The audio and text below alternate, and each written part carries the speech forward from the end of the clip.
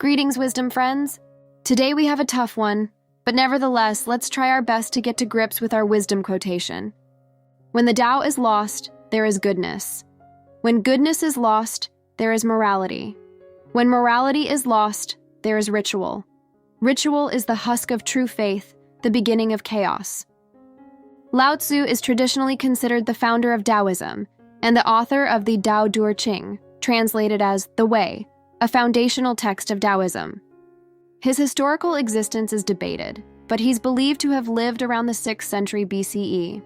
His teachings emphasize living in harmony with the Tao, or the Way. Together, let's break down this quote. When the Tao is lost, there is goodness. The Tao is the purest, most genuine way of being. When one is in harmony with the Tao, actions are spontaneous, effortless, and in accord with the natural order of things. When one loses this harmony or genuine connection with the Tao, they may still exhibit goodness, a kind of inherent natural virtue.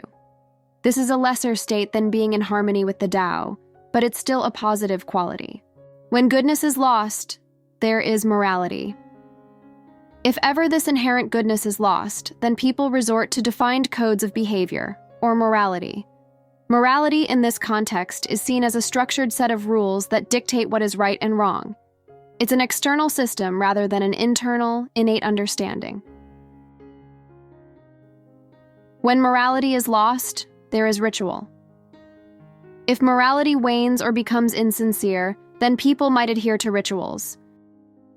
Rituals here refer to empty actions or ceremonies that are performed without genuine understanding or sincerity, but simply because tradition or social expectations dictate them. Ritual is the husk of true faith, the beginning of chaos. When people only adhere to the outer form of something, the ritual, without understanding or embodying its true essence, the faith or genuine understanding, it's just a hollow shell. Over-reliance on ritual without true understanding can lead to confusion, misunderstanding, and chaos. In essence, this quote underscores the degeneration from genuine, spontaneous harmony with the universe, the Tao, to a reliance on superficial and empty forms, rituals. It's a call to seek genuine understanding and alignment with the natural way of things rather than just following conventions or external dictates without true comprehension.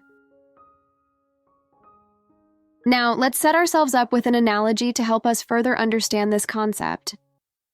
Imagine a musician who plays an instrument purely by feeling and intuition.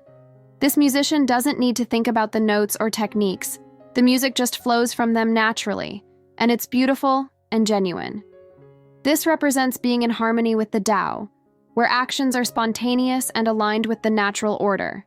Now, let's consider a musician who may not play purely from intuition, but they still have a deep emotional connection to their music. They play with passion and heart, and while it may not be as effortless as the first musician, their performance still resonates with sincerity. This represents inherent goodness. Imagine a third musician who doesn't play from deep emotion or intuition, but follows the sheet music meticulously.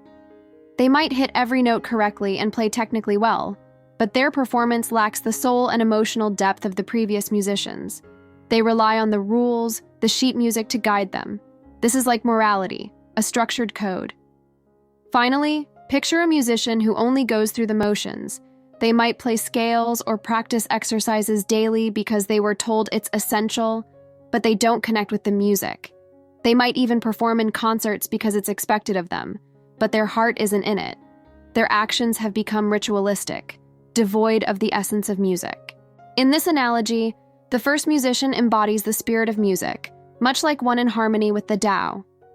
The second musician, while not as intuitive, still possesses the genuine spirit of music, akin to inherent goodness. The third musician follows the rules of music without its deeper essence, like morality without genuine understanding.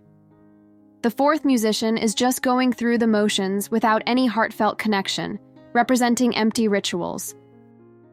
This analogy highlights the journey from a genuine, heartfelt connection to something, be it the Tao or music, to simply adhering to external forms without true understanding.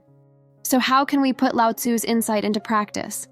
To live by the wisdom of the Tao, we must turn inward, discerning the genuine intent behind our actions, rather than simply adhering to societal norms. By simplifying our lives and embracing authenticity, we resist external pressures and get closer to our true nature.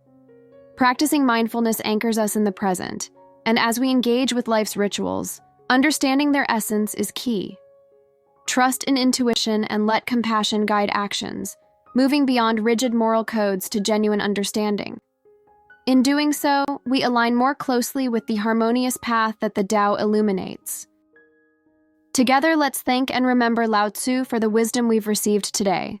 Please let me know what you thought in the comments section, subscribe for the next video, and I hope you have a great day.